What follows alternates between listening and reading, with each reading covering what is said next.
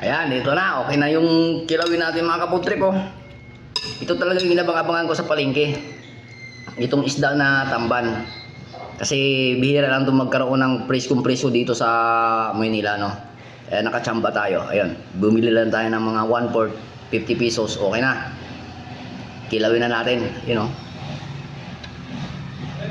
Ito talaga yung paborito ko mga kaputrip. Kilawin tamban. Ito yung mga ginagawa namin sa trupa sa Mindanao. Ito yung pulutan talaga namin.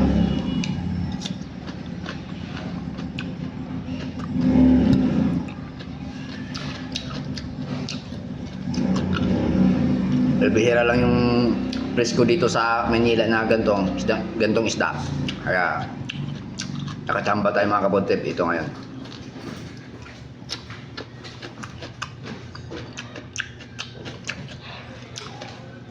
Ayos. Panalong-panalo mga kaputrip.